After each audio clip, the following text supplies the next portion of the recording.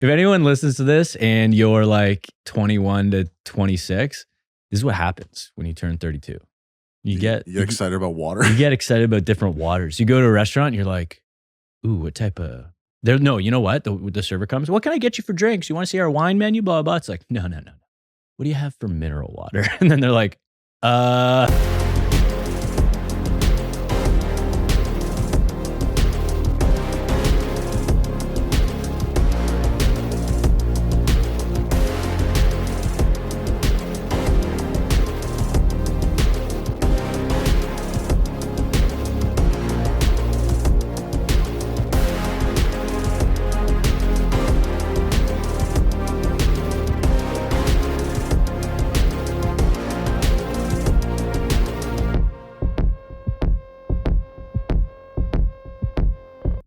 We're back. We're back with another episode. We're back with a bunch of episodes. I might have a gift here. Ooh, I wonder where this came from. How did this just magically appear? Okay, dude. I have no idea how to pronounce this. Milosh. Wait, let me try. Wait. The first word. Kinjaz. Kinjaz Milosh. Natural sparkling water. So, if you don't know, I'm obsessed with mineral sparkling water. And there's so many other good ones out there. Should I try it right now? Yeah, do it. Okay. That's from Poland. It's got a great sound. Price-wise, we're looking at $16 for a 6-pack. Of these? Yes. Damn. All right, let's see. Taste test.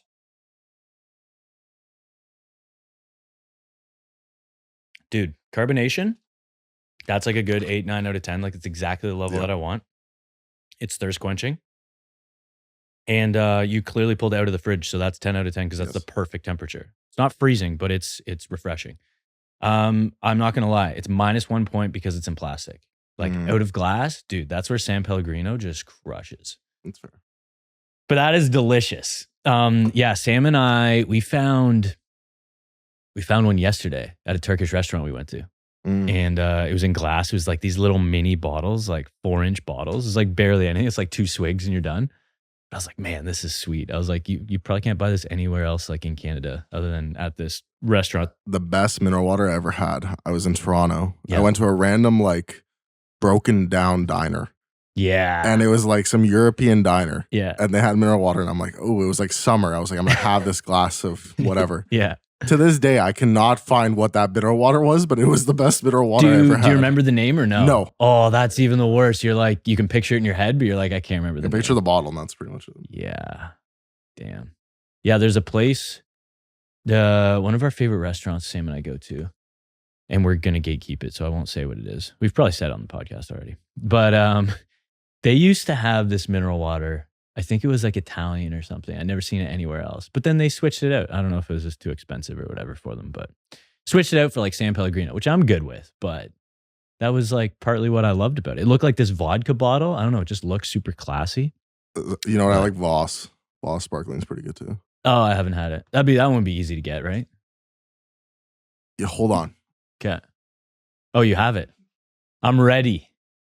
Dude, this whole episode is going to literally just turn into, see, it's already, the bubbles are good, man. Let's hear it again.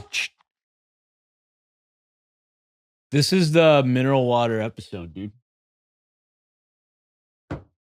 Like, don't you notice when you drink from this that you're just more thirst quenched? Like, if I have plain water, I'm like chasing the refreshing. I'm chasing the refreshment, you know? I wonder if you need less water. I mean, it would make sense. It's mineralized. But even the carbonation, yeah, dude, this is better. Now, I don't know if that's still as carbonated because it's been a few days, but... Oh, we'll hear it. I won't steal it on you. I'll just... No, steal it. You want me to try it? Yeah. Okay. Cool ooh, that was pretty good. Okay, then we're good. Yeah. Bloop. Yeah, less carbonated. Yep. But you know what? It does taste better out of glass, dude. It does. It just does. You know what I'm talking about, right? Yeah. Yeah. But you know what? Taste-wise, this one's better. Kinjaz Milosh. All right. Enough mineral water talk. Dude, I'm into such weird shit now. If anyone listens to this and you're like 21 to 26, this is what happens when you turn 32. You get excited about water. You get excited about different waters. You go to a restaurant and you're like, ooh, what type of, there? No, you know what? The server comes, what can I get you for drinks? You want to see our wine menu? Blah, blah. It's like, no. What do you have for mineral water? And then they're like, and then you get excited that if they're like, oh, we actually have something really good, you're like, oh, now I'm excited. Because that rarely happens either, right? They're usually like, usually know what they're going to have. It's usually San Pellegrino, which is fine, but it is what it is. Anyways, so by this point in time, you will have already seen, I don't know, it'll probably be in our vlog as well. Sam and I will have competed probably 3 or 4 weeks ago. It was on September 7th that we would have hit our powerlifting meet. Sam's first powerlifting meet, and I think it's my fourth. Right now we're coming up soon, but by the time you watch this, it'll already have happened. What I want to do, we're super excited about it, but what I want to do, because I've had a lot of things kind of change as far as like my intentions around fitness, which I knew this would happen, to be honest, but I kind of just, I try not to like chase things too quickly. I understand that like fitness is a lifelong thing, and I'm just going to like, it's going to undulate. I'm going to go after certain things. I'm going to enjoy different modalities, whatever. I'm going to fall out of love with other ones. I'm going to want to chase other ones. I feel like that's actually the best way to enjoy fitness as a whole. And I've been training powerlifting style for a while, and since 2016, 2017-ish. So 8-ish years or something like that, somewhere around there. And I love it. But more recently, prepping for this meet probably reminded me of this, where I'm like, I like training this way, and I love competition day. I love the powerlifting meet day. But I don't love the training as much as I used to when the training is the focal point. I like it when it's a piece of my training. So what I mean by that is, for me, I really enjoy, if I could just pick, regardless of like powerlifting meets and competition, if I could just pick my most enjoyable style of training, at least right now and historically for me in the last 8 years, I love like working up to 1 or 2 heavy sets with one of the 3 main power lifts. So work up to a top set of 10 or 8 or 6 or 5 or something on squat, bench, or deadlift, one of those lifts per day. And then the rest of my training that session, so 85 to 90% of the rest of the session would be like bodybuilding style training. And I like that style. I like that type of training. It's like the best of both worlds. I'm not spending like a ton of time under the barbell with my main lifts. It's just, the first little chunk, and then I can spend the rest. That initial chunk is going to be like focused on strength and technique work and whatnot, and just proficiency with that lift that I'm doing. And then the rest of the session is, the objective is to build muscle over time. And that requires, relatively large levels of training volume, and definitely high levels of training intensity. And I like that because you can try different machines at different gyms, you can sub in there's so many creative ways to try different movements. And depending on the gym you're at, there are different implements. And that's, to me, I enjoy that. So, and I like the novelty of that type of training, but that's like the perfect blend. So I am excited to move into that after this meet. But I also, more interestingly, at least interesting to me, is like, for the first time, I ran a little bit back, even at the start of strength training. So like 2014 to like 2017, I was doing some running and stuff. But I think I'm going to start moving towards that again. Because I really want to be a little bit more well-rounded from a fitness perspective. And I noticed for me, keeping up with my cardiovascular fitness, I mentally just feel so good. My sleep's better, my energy's better. Obviously, my fitness and health is better, but just subjectively, I notice my overall vitality is just better, like throughout the day. Digestion's better. So, and also you can really push your cardio, obviously, depending on what the objective is there. And I think for me, I want to start doing that. My base would be quite low right now because I haven't actually ran at all in several years, but that's like an area that I want to start adding into my training. So I'm going to move after this powerlifting meet. I'm going to move into that, what I described before, like my favorite style of training is like work up to a heavy set or 2 with one of the 3 main power lifts, and then the rest of the training session, 90-ish% of that training session will be bodybuilding style. And that'll be 3 to 4 times a week. And then I'm going to sprinkle in, this is how I'm going to start it anyway, is I'm going to sprinkle in, probably how I'm going to start it is 2 cardiovascular focus days, specifically using running. So I'm going to start running, and it's going to feel good. I kind of wish that I started this in the spring because we're heading into fall and then winter, but I'll get some. I mean, our winters here are like not that crazy, decently mild. So I'll be able to run through the winter pretty good anyway. And it's only twice a week. So that'll be pretty fun. And I think it'll be pretty fun because I'm going to suck at it. It's going to be rough, but this will be kind of enjoyable to try something new again. Although I've done it in the past and I did it a lot in high school when I was playing sports, but this will be good because I'll feel pretty much brand new to this again and be able to pursue this as something that I can really push every week, every month, and watch myself improve. I think this will feel good.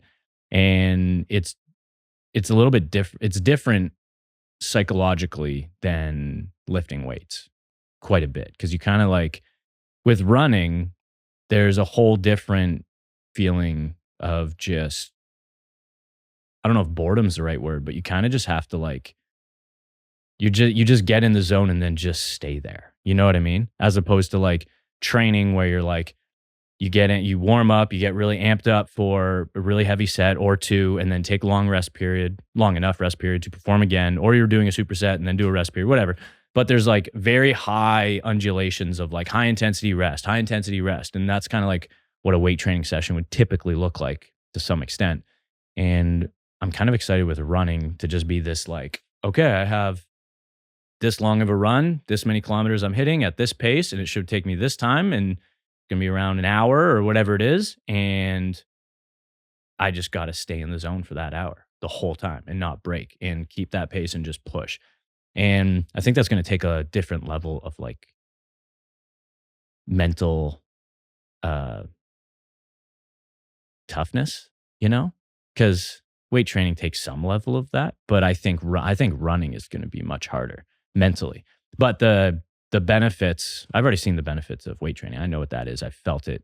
That's already been, for lack of a better term, like addicting to me for a while. But I think I could see myself getting kind of re-addicted to running again and just feeling more generally fit. And I think as far as like my health long term, I think this makes the most sense. It's like I've built up some lean muscle tissue over the last 5 to 12 years, more so even in the last 3 years. And I think the biggest piece that's missing if I want to be, well-rounded with my total wellness and my total fitness is the cardiovascular portion of it. So I think even just knowing that I'm kind of piecing everything together in a well-rounded fashion, I don't know. For me, it just feels good to pursue that. So I don't really know beyond that what it's going to look like. All I know is I'm going to start with 2 days a week of running. It's going to be slow. It's going to be embarrassing. And after that, I will just be gradually doing more and get to a point where kind of honestly the same thing like that my clients have to go through when they're adding in regular workouts when that's not a normal thing in their lifestyle is like the goal for me with running is like, this is not a part of my life. I don't think about it ever, but now I have to. So I'm going to have to schedule it into my day. Same thing with my clients when they have to schedule in their general workouts that are not a part of their day-to-day. And then I'm going to have to just be patient with myself until it becomes automatic and just a part of my everyday life. And to be honest, I'm just very excited about that. I think that's going to be, I don't know. I think I've developed a good skill, to be honest, of learning to enjoy the process of things like this. So this is just another one of those that I have the opportunity to learn to enjoy. And I think it's going to be fun. My mom also is like, she really enjoys running and she's lost a bunch of weight actually recently. I've been coaching her and she's been running regular and that's been an area that's been helping her, but she's always enjoyed running. She's done it on and off since her 20s. And so I think taking this as an opportunity to also like go for runs with my mom, I think will be really, really fun. And also I don't really know, again, the plans beyond just like making that a part of my normal training regimen. But I think I'm going to I'm going to try to bully my mom into signing up for a race, even just a 5K or a 10K or something, and then maybe get her to do a half marathon with me, or even a marathon. I don't know, but start slow and go from there. But I think that would be a ton of fun. And to me, that's gonna be exciting. I could, like, on this note, just noticing that I'm like feeling with, I still like powerlifting, but like that being the focal point of like my number one fitness goal is trying to get stronger, which if you're trying to get better at powerlifting, that is kind of the goal. You still need and you should focus on a cardiovascular and hypertrophy portion. Both of those are actually extremely beneficial to being stronger. But when stronger is the number one focus, for me, it just starts to take away from the other ones. By definition, it kind of has to, if that's the focal point. So I don't think I'm happy with that trade-off anymore. I think I kind of want them a little bit more equal across the board. And I'm just realizing it's just not as fun. And at least what it used to be. So, you're allowed to change. You're allowed to like go different directions. And it's not like I'm stopping my fitness. I'm just changing the direction I'm going. I could literally see this being like my gateway into CrossFit or something. Because that's actually how I have an episode on that as well, talking about that. How I started into fitness was CrossFit. And I never actually signed up at a box at any point, but finding a CrossFit Journal edition, one of the early editions back in like 2005, 2006, something like that, from my cousin who gave it to me. I'd never seen it before. That's what got me kind of the big catalyst that got me into fitness in the first place. And I was doing a lot of I didn't have a ton of the equipment. So and again, I wasn't going to a gym, a CrossFit gym. So I did a lot of the body weight WODs, a lot of the body weight workouts. So it's funny, very like full circle. So I'm like, I think I could go back. I could see myself getting into CrossFit again, but doing it as an adult, because I would have been 13, 14, 15 when I first did that stuff. And I liked following those workouts. But I think I could definitely see myself getting into CrossFit. And, if I start running, build up my cardio, and then maintain my weight training in the gym and whatnot, I think this will just make me a lot more well-rounded, and I'll feel good. I don't know, it's hard to describe beyond that, right? I'm just going to feel good, and feeling good feels good. And I'm honestly just excited for that. So that'll be pretty fun. I'll see if, I don't know what Sam's plans are for, her future in bodybuilding or powerlifting even, because she's, again, I don't know what's going to happen at this meet, but by the time this episode comes out, it'll already have happened. And we're pretty optimistic that she's going to do pretty well there. So who knows? She's already signed up for another meet actually in Florida in December. So that'll be a ton of fun. But and I'm sure she'll smoke that as well, and she'll do even better. But maybe, depending on what her goals are, I think it's good for everybody to kind of like allow their fitness to evolve over time. Like I know that happens for a lot of parents. They're super into a certain type of fitness and training modality, and then they have kids, and because now time is a lot more rare, or at least harder to come by, at least free time for themselves, especially when it comes to fitness, can be more challenging. Usually their fitness modality changes. And for some people, they fall off completely, which isn't ideal. But finding the thing that's most efficient for you or that you enjoy the most, I think is good. And literally just changing what you want to do is totally cool. I've had clients in the past be like, they almost gaslight themselves into training a certain way or going after a certain goal. And then sometimes when I can recognize, when we're having a conversation, I can kind of recognize that they're just placing arbitrary expectations on themselves to achieve this specific goal or train this type of way or whatever it may be.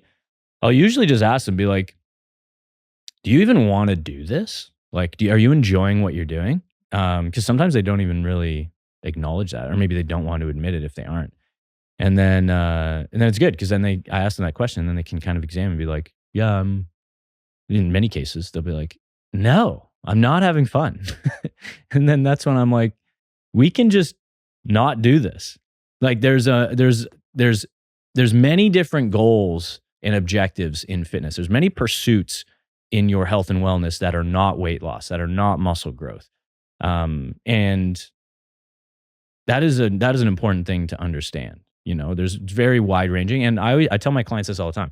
This is about you. You can make the rules as you go, however you want to do it. I'll help guide you, professionally speaking, to make sure that it's the most efficient, most enjoyable, and we're actually your plan is set up to go after the thing that you do actually want. But if you don't want it, you're not enjoying it, you're not finding enjoyment in the process, maybe we should consider trying a different goal. You're allowed to do that. I think sometimes clients or people feel guilty because, they feel like they're quitting or something. But there's this line by C.S. Lewis, one of my favorite authors, and he says, I forget the line exactly. I'm going to butcher it, but it's something like, the man who, if a man is going the wrong way, then if he turns back, the sooner he turns back, the more progressive he is. Something like that. So the idea being, if you're not going in the right direction that you want, the sooner you quit and turn around, the faster you actually make progress. And I think that helps to for people that do struggle with I can't be a quitter. They have these, whatever, just expectations on themselves or something that are kind of arbitrary. And then just reminding people that you can make up the rules as you go with this. You can literally do whatever you want. The overall goal still, when it comes to fitness and health and wellness, the overall general one is still going to be doing it at all. Just doing something and being consistent with it, which means that leaves us a ton of room to go after many, many different targets, different goals, different objectives, and then hundreds, if not thousands of ways to do that.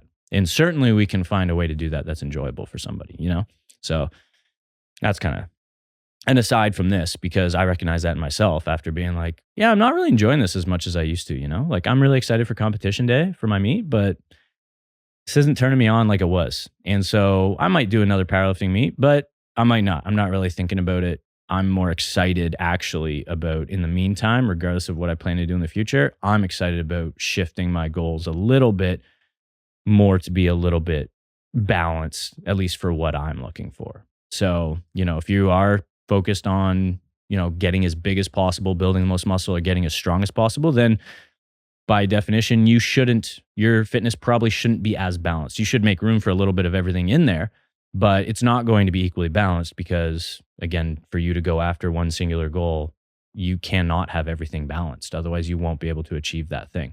So for me, I'm not so sure I'm going after one singular goal anymore. I think the singular goal is actually all the goals, weirdly enough. It's just a little bit more general. And, that might not be a terribly efficient way of achieving any of those goals. I've told many people this many, many times, where it's if you chase 2 chickens, you're probably not going to get either one. But if you chase one, then you can, butcher it, kill it, eat it, and then go after the next one.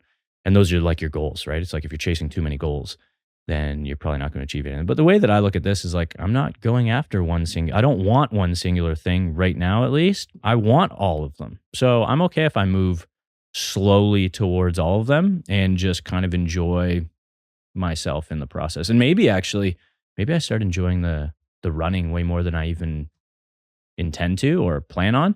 And maybe that ends up being actually a singular focus. And then I'll pull back on the other areas of my fitness to make room to be able to pursue, better cardiovascular fitness with running. So I don't know. Anyways, those are my thoughts, my plans. Happy International Mineral Water Day that I just made up today. You can mark that in your calendars, August 26, 2024, from here on out. As the Prime Minister of the world, that is a decree moving forward.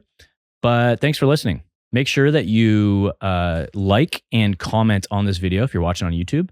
And if you're listening on Spotify or Apple, if you could share this to your social media and then tag at Stay Peaked, that'd be awesome. Make sure to follow us at Stay Peaked on Instagram. And you can follow me on Instagram at I am Tim Walcott. And if you have any questions about any of the stuff that I talk about in these episodes, you can leave a comment below on any of the episodes, especially on YouTube, obviously, where they have a comment section, or you can just DM me on Instagram. I'm always happy to chat with anybody about this stuff. So thanks again for watching. We'll be back soon. Love you guys.